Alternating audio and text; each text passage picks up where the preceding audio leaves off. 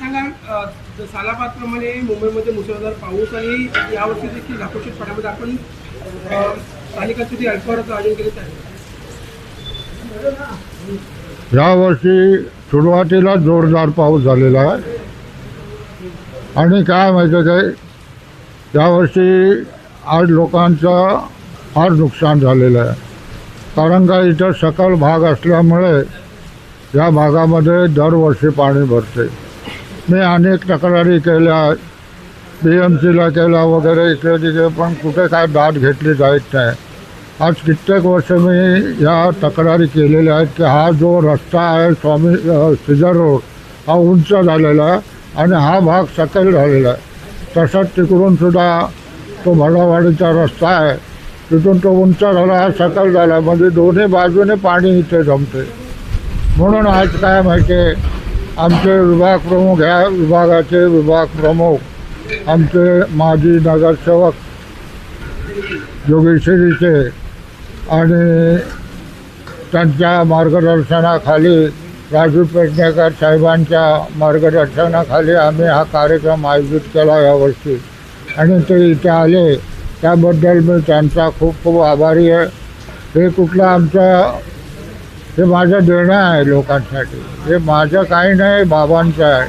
आम्ही गुरुचे भक्त आहोत, हे सर्व समाजासाठी आम्ही करतो आहे।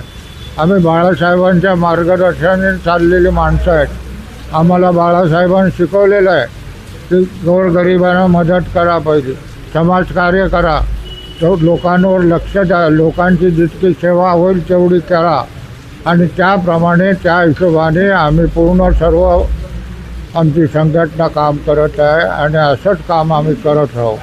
कधी बदलेल परिस्थिती असं वाटतं? परिस्थिती कधी बदलेल असं वाटतं? परिस्थिती काय माहिती काय, इकडे जरा खूप भाई लोक आहेत लवकर बदलत आणि काय काय लोक इथे लोकांना भूल ठपाया थाप देतात, भूल थापा, आणि इकडे लोकांना समज पसरून करून देतात। आणि मग काय बिल्डर आणतात कुठले, तो एक कुरुशी बिल्डर आहे इथे, तो आज 20 वर्षापासून त्यांनी प्रॉपर्टी घेतली म्हणतो, पण तो काय 20 वर्षापासून डेव्हलप करत नाही। आता त्याला काय चेले सपाटे भेटलेले आहेत, ते काय कुठे कुठे मिटिंग करतात, लोकांना बोलवतात आणि काय खायला घालतात, ह्यांचा मग झाला कार्यक्रम काय मग जा तुम्ही, आणि मग लोकांना सर्व असं गैरसमजात ठेवून तर आता कोणी तसा वाली राहिलेला नाही, सर्व आपलं आपलं पोट भरायला आलेलं आहे।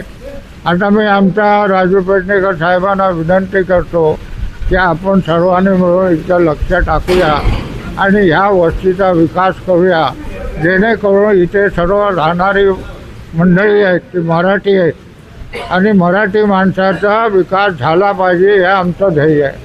सत्ता बदलल्यानंतर परिस्थिती बदलेल असं वाटतं? होईल, आता होण्याची संभावना आहेत। आमचे जे 100% परिस्थिती बदल नेते मंडळी जी आहेत, आमचे एकनाथ शिंदे साहेब उपमुख्यमंत्री आणि आमचे खासदार वगैरे, ही मंडळी काहीतरी काम करतील असं वाटते। आणि मी आज ह्यासाठीच इथे राजू पेडणेकर साहेबांना बोलवलं आहे की तुम्ही जास्तीत जास्त लक्ष टाकून या कामामध्ये मला मदत करा, या लोकांना मदत करा, या लोकांचे आशीर्वाद घ्या आणि संघटना मोठी करा।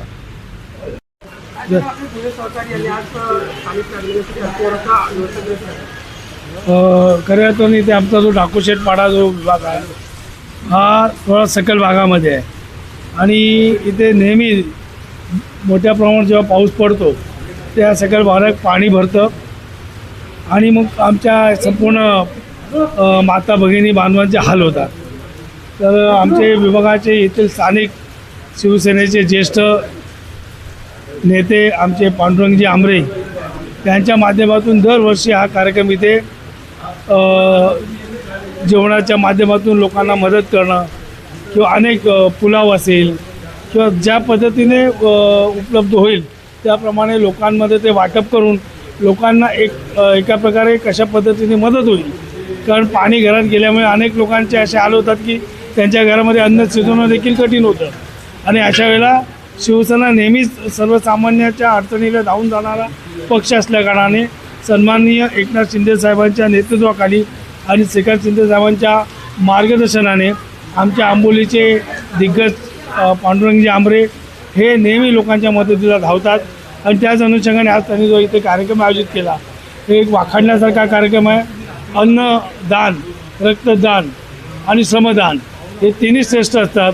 त्यापैकी तिन्ही गोष्टी शिवसेना नेहमी करत असते आणि त्यापैकी अन्नदानाचा हा जो कार्यक्रम पांडू आमरे यांनी आयोजित केला त्यांचं मी अभिनंदन करतो आणि डाकूशेठ पाड्यातील लोकांना विनंती करीन की आपण सगळ्यांनी एकत्र या आणि ह्या विभागाचा विकास करून घेण्यासाठी आपल्या आपसातले मतभेद हेवेदावे जे काय असतील ते बाजूला ठेवा.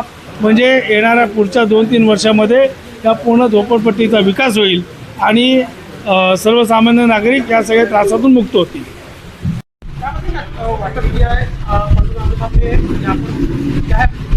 अभी ये मुंबई में बारिश बहुत हो रही है और लोगों के घरों में पानी भरता है, बहुत नुकसान भी होता है, लोग खाना नहीं खा पाते, सब बिगड़ जाता है. तो हमारे जो भूतपूर्व नगर सेवक है पांडुरंग जो है माननीय, उन्होंने ये पाव भाजी वाटप और उपमा वाटप रखा है.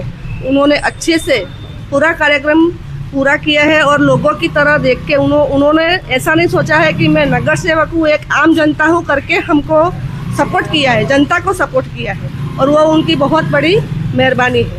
इसके अलावा कोई आया है यहाँ पे? इसके अलावा कोई आया? नहीं, इनके अलावा कोई आता नहीं है, कोई कुछ देता भी नहीं है, कोई नहीं. ये जो माननीय जो पांडुरंग साहब है वो हमेशा मतलब हर साल बारिश में इतना जोर से बारिश तो तभी देते ही है और खुद भी हाजिर रहते हैं. वो बड़ी बात है, इतने एजेड होके भी वो हाजिर रह के सबको बराबर से देते हैं, वो बड़ी बात है.